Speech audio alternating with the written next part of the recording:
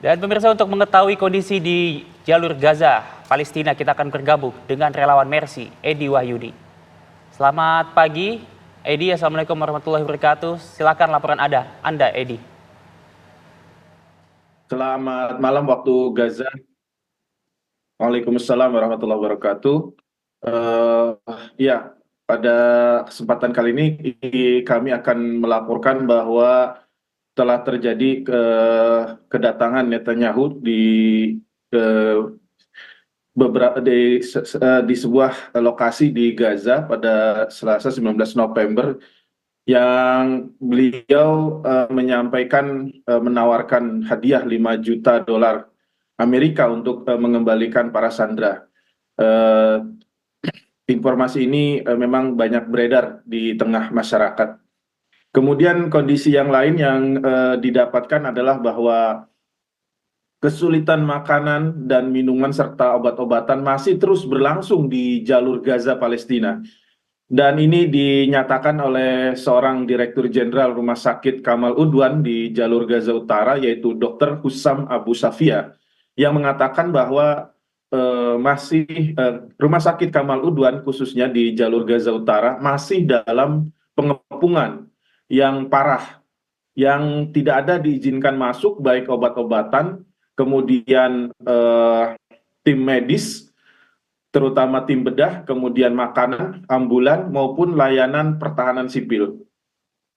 Dan juga kondisi ini terjadinya ribuan warga Palestina di wilayah Gaza Utara yang dikepung pasukan Israel berjuang untuk tetap hidup karena hampir tidak ada kiriman makanan atau bantuan kemanusiaan selama lebih dari 40 hari. Sementara kondisi penyerangan masih terus berlangsung di beberapa titik, di antara lain adalah di Gaza Utara sendiri, terjadi di Jabalia Al-Balad, yaitu di utara jalur Gaza, kemudian juga di sekitar Rumah Sakit Kamal Udwan terjadinya penyerangan dan sejumlah syuhada serta luka-luka ditemukan dan diangkut ke rumah sakit tersebut. Sementara 40 orang tewas akibat penjajah di jalur Gaza, yaitu sejak fajar hari ini kemarin 23 diantaranya berada di bagian utara jalur Gaza.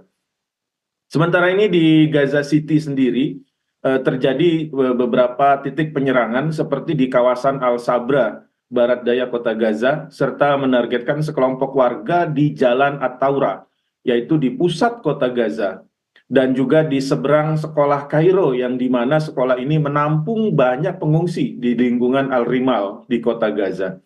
Dan di kota Gaza sendiri juga diwarnai dengan pembunuhan seorang jurnalis, yaitu bernama Hossam Sabat, yang diserang oleh pesawat di kota Gaza tersebut. Dan kondisi di Gaza Tengah sendiri juga ada beberapa titik penyerangan, diantaranya adalah di sebuah sekolah, antara lain adalah di sebuah sekolah yang menampung banyak pengungsi di dalamnya.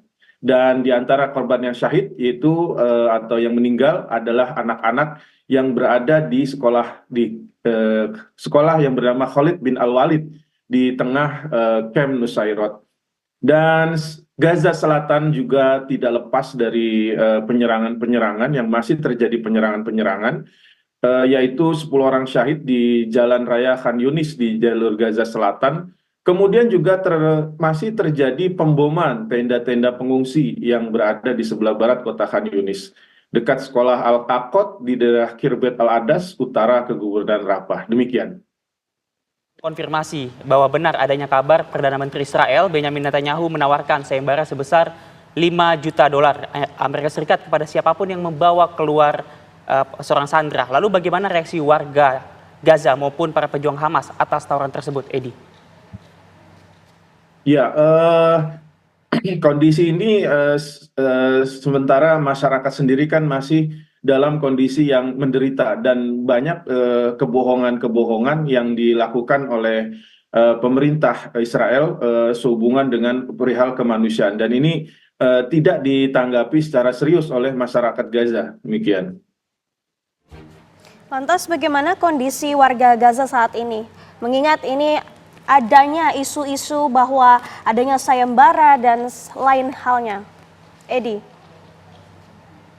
Ya, seperti yang tadi kami katakan bahwa masyarakat saat ini dalam kondisi yang sangat menderita dengan musim dingin dan diperparah dengan hujan serta banjir di kawasan-kawasan tenda, sehingga mereka lebih fokus kepada bagaimana untuk bertahan hidup dalam kondisi yang memang sangat sulit.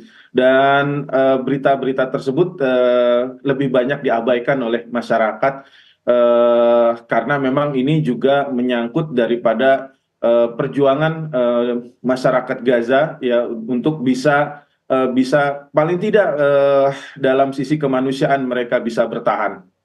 Edi, apakah saat ini di sana masih terjadi krisis bahan bakar dan juga air bersih, Edi?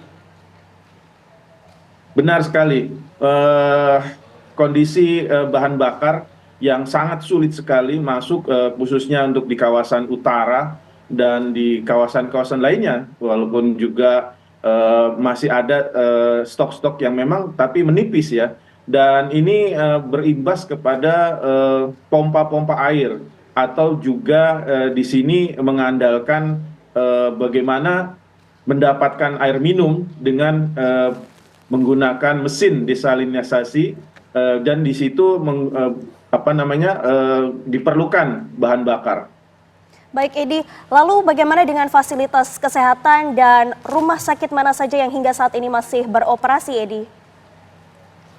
Ya, untuk kawasan Gaza City sendiri ada 3 titik rumah sakit yang digunakan, yaitu untuk medical atau untuk emergency itu di rumah sakit Al Ahli di kawasan Gaza Kota, kemudian juga di Rumah Sakit Ashifa yang walaupun kondisinya sebagian besar hancur, tetapi ada sebagian kecil yang masih berfungsi di Rumah Sakit Ashifa. Dan juga untuk untuk pengobatan atau untuk operasi itu diadakan di Rumah Sakit Public Aid. Dan di Gaza Utara sendiri masih sekarang ini tersisa hanya Rumah Sakit Kamal Udwan. Itu pun Rumah Sakit Kamal Udwan dengan fasilitas yang sangat terbatas dan juga krisis obat-obatan. Sementara di Gaza Selatan ada beberapa klinik yang masih berfungsi, ada rumah sakit lapangan yang diadakan oleh beberapa NGO dari berbagai negara. Baik, terima kasih Edi Wahyudi mengabarkan langsung dari Gaza, Palestina. Kami berdoa agar situasi kembali pulih. Selamat bertugas kembali, Edi.